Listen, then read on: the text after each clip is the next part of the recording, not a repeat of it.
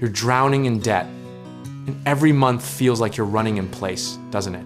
Let me tell you something wild. The average American household is carrying over $38,000 in debt, and most people are paying interest rates that would make a loan shark blush. Here's the thing we don't talk about enough. Debt isn't just a financial problem. It's a psychological prison that keeps you up at night and colors every decision you make.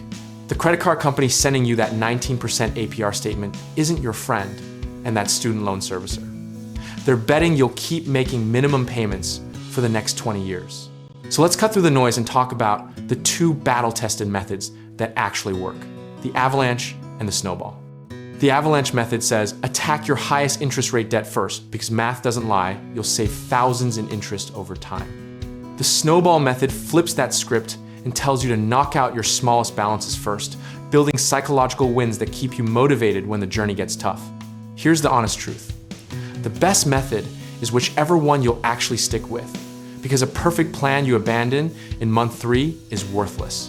Now here's where people get tripped up. They think they need to choose between eating ramen for 5 years or staying in debt forever. That's a false choice designed to keep you paralyzed. What you actually need is a structured attack plan that frees up cash flow without turning your life into a joyless slog. Start by writing down every single debt you have, the balance, the interest rate, the minimum payment, all of it. This part hurts, I know. Staring at that number feels like looking into the abyss, but you can't fight an enemy you won't acknowledge. Once you've got your list, rank them by interest rate if you're going avalanche, or by balance size if you're going snowball. Here's the move everyone misses. Call your credit card companies and ask for a lower rate. Seriously, just pick up the phone and say you've been a good customer and you'd like them to reduce your APR. About 70% of people who ask actually get a reduction, but 90% of people never even try because they assume the answer is no. For student loans, look into income-driven repayment plans if you're struggling with federal loans. But here's the catch. Lower monthly payments often mean you're paying for decades. If you've got private student loans with brutal rates, refinancing might cut your interest rate in half, but you'll lose federal protections. It's always a trade-off, always a calculation between what you need today and what it costs tomorrow. Now let's talk about the secret weapon nobody uses enough. Throwing every extra dollar at the debt. Tax refund? Straight to the debt. Work bonus? Debt. Found 20 bucks in your old jacket? Okay, maybe buy yourself a coffee, but you get the point. These windfalls can shave months or even years off your timeline if you deploy them strategically instead of letting lifestyle inflation swallow them whole. Here's the uncomfortable truth about emergency funds. While you're in debt, you need one, even if it's just $1,000. I know, the math says every dollar should go to high interest debt, but life doesn't care about optimal spreadsheets. One car repair, one medical bill, and suddenly you're right back on the credit card, erasing months of progress.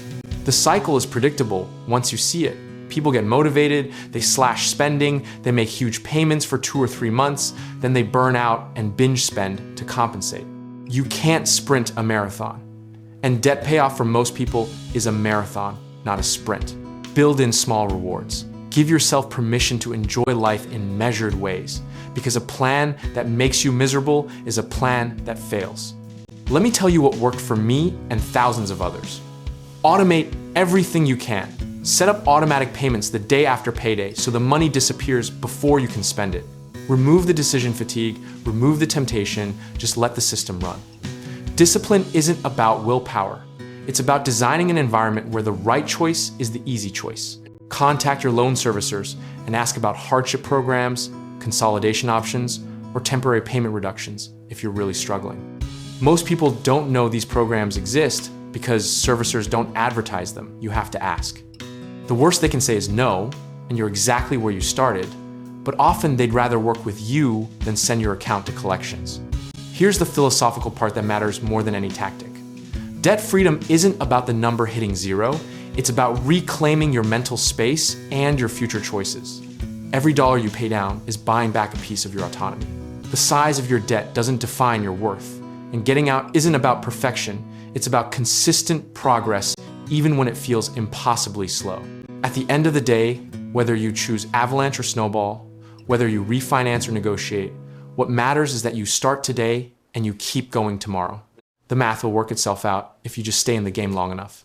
And honestly, I'm comfortable either way this goes for you, because if you commit to the process, trust the system, and give it time, the outcome takes care of itself.